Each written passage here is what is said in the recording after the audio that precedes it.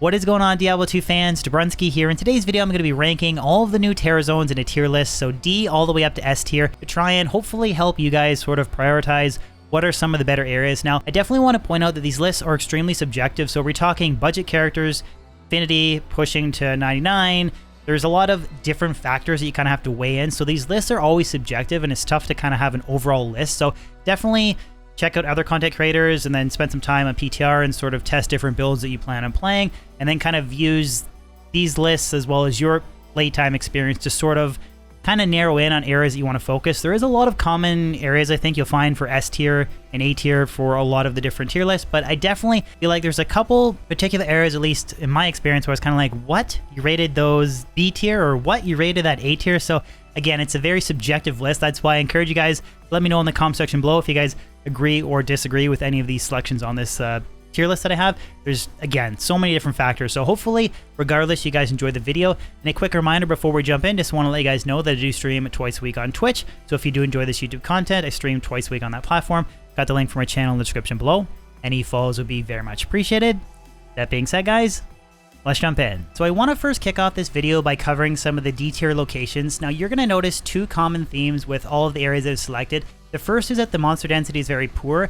The second is that they're massive areas. So it's one thing to have an isolated area with a low monster count, but if it's a massive location like the Blood Moor and you're a character that doesn't have access to teleport yet, so something other than a sorceress or a character that doesn't have Enigma, it's going to take you a very long time to run from small monster pack to small monster pack. So that's why I personally rated the Blood Moor and Den of Evil, Lower Kurast, the Kurast Bazaar, Ruined Temple, and Disused Fane, Area Plateau, and the Bloody Foothills as a D tier location. You could maybe argue that the Area Plateau and Bloody Foothills kind of borderline on C tier, but again, they're harder to kill monsters. The density is honestly not much better than the Blood Moor and Den of Evil in my opinion. And again, you're kind of dealing with pass, spike pass, and barricades and stuff like that. So a running character that can't teleport and reposition, it's not going to be an ideal area. It's not that you can't farm it, but it's just, in my opinion, nothing better than D tier. But again, feel free to let me know if you completely disagree. So as far as the C tier locations go, you'll notice that the monster density is creeping up a little bit, and that there is a couple locations that have favorable immunities, again, depending on the character build that you're playing. So for example, the Mausoleum, no fire immune spot on this location, so if you want to play as a fire damage dealing character, you can go there and you're not required to have Infinity. Now I'm definitely not denying that the monster density isn't poor in these locations, but I think that that gives them a small bump over some of the D tier locations. I know that a couple people are going to argue that the Arcane Sanctuary should be a lot higher than what it is.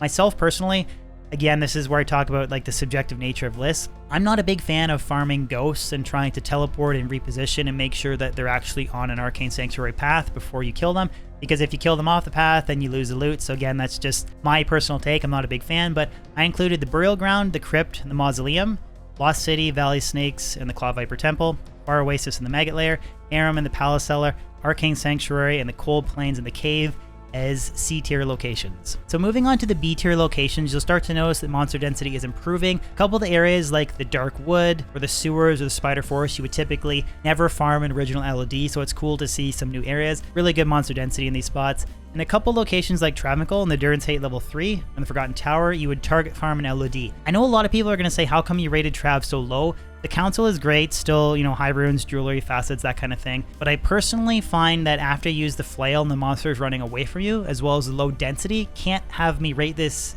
anything higher than B compared to some of the other locations. So again, that's just me. But for the entire list here, I have the Spider Forest and the Spider Cavern, the Black Marsh, the Sewers, the Forgotten Tower, Kurast Sewers, Travancore, Durance of Hate, Frigid Highlands, and the Dark Wood. These are all of my B tier locations. So moving on to the A tier locations, you'll start to notice a trend here that a lot of them have sort of corridors and good monster density. So examples would be the Flare Jungle, which I almost rated this S tier. There's so many flares with like a Corpse Explosion Necro, you can blow up the room. But the Ancient's Way, Glacial Trail, the Jail, etc., they're all pretty decent monster density, and they're not locations where you're running or teleporting massive spans to find monster packs. So again, you're not kind of weighted so heavily towards using Enigma. Now, I do know that a lot of people are going to say, how come you have the Worldstone Keep, Throne of Destruction, and the Worldstone Chamber as an A tier? I think that this is a great location to farm, and it could arguably borderline on S or A, depending on whoever's list you're taking a look at. But the monsters here are very difficult to kill, like the souls and stuff like that. It's just souls, dolls. Like, when I'm really trying to target farm experience or whatever, and you kind of get in that AFK mode. It's nice that you're not having to deal with like dolls blowing up in your face or souls. So that's just my take, and it's the reason why I have it just a narrow down from an S tier. But again, feel free to let me know if you agree or disagree.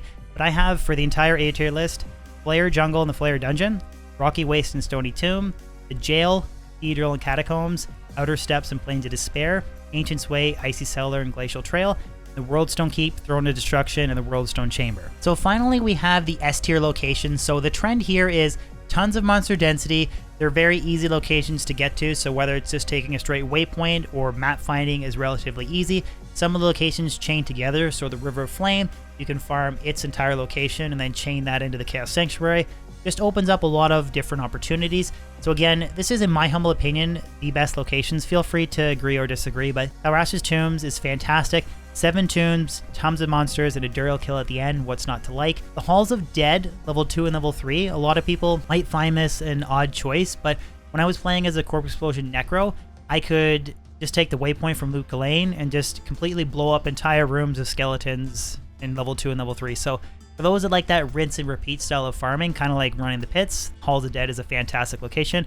Tristram, lots of champions and boss packs, easy to find, and you also get Wurt's Leg for the cow level, which is the next location, the Moo Farm or the cow level. Again, everybody knows why it's great, tons of monsters, and now that you'll get a lot of experience, a lot of people are going to crush cows when it becomes terrorized. Chaos Sanctuary and River of Flame, these link together, so I think that's really important, that you can start at the beginning of the River of Flame, farm it, that's why it's terrorized, and then you can kind of finish everything off with a Chaos Sanctuary run. Neolithak's Temple, there is a lot of monsters here. Some can be a little bit dicey, a little bit more dicey than others, but you can wrap up everything by killing Neolithak, so I think that's really good killer location. And then the Crystalline Passage and Frozen River, personally, I found these monsters relatively easy to kill, and you have almost no fire immunes will spawn in this location. So if you want to play as like a fire sorceress, it's a really good location in my opinion. Kind of being a little bit biased, I love fire damage dealing characters, so that's why I rated it S tier. Some people might argue it's A or B tier, but I think it's a great location. But yeah, guys, that wraps up today's video. Feel free to let me know in the comment section below if you guys agree or disagree. A lot of locations, a lot to rank, but I did my best to try and encompass everything as a whole. Totally fine to any feedback if you think I missed anything. There's obviously a little bit of like bias inherent in some of these videos. Like I like fire damage dealing characters, so I rated some of those areas that are more suitable to fire characters a little bit higher than others. But again, feel free to let me know if you agree or disagree. As always, if you could throw a like on this video, that'd be great, and I'll catch you on my next video or live stream. Peace out.